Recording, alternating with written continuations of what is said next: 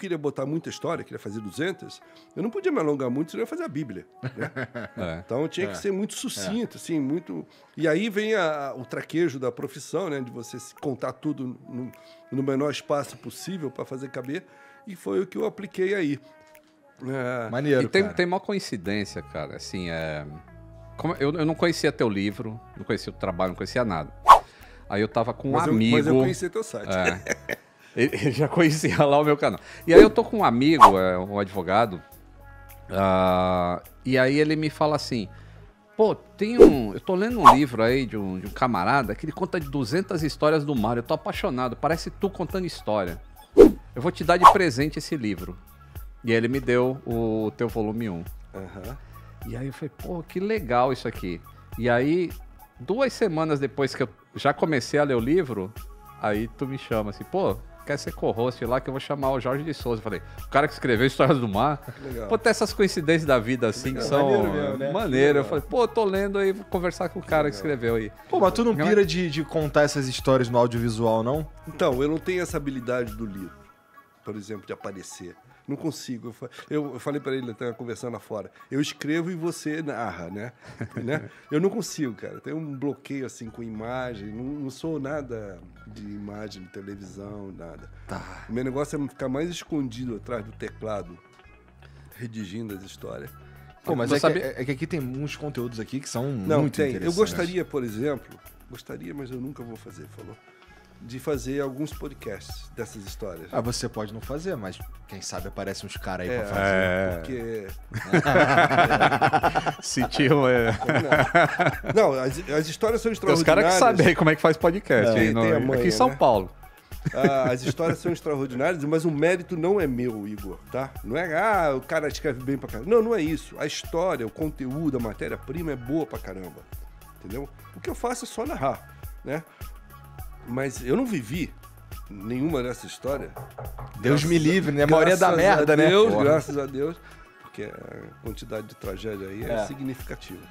Mas algumas histórias são inacreditáveis, assim, tipo, tinha história que eu começava a pesquisar e falava, cara, isso aqui não é possível que isso aconteceu. Mas na maioria das vezes, assim, essas histórias se tornam interessantes por causa de atrapalhada, por causa de fenômenos naturais. Tem superação humana pra caramba no mar. Isso tem mesmo. Vou dar um exemplo pra você, cara, que é impressionante. Esse me impressiona muito. O recorde de sobrevivência no mar, triste recorde, mas enfim, ainda bem que o cara sobreviveu, por isso que o recorde de sobrevivência no mar aconteceu em 2014, portanto, há 8 anos atrás. Recente pra cacete. 8 anos atrás, tá?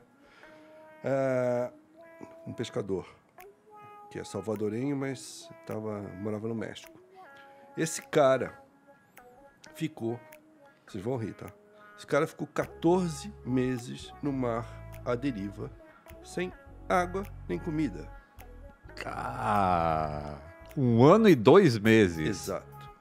Isso aconteceu há 8 anos atrás. Já tinha satélite, GPS, Pô, eu não lembro. Tu lembra de ter lido esse notícia? Já tinha tudo. Não. E não acharam o cara. O cara foi dado como morto logo depois.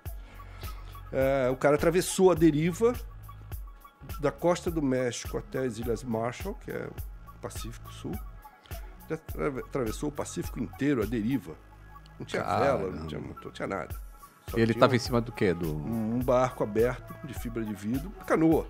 Usavam para pescar.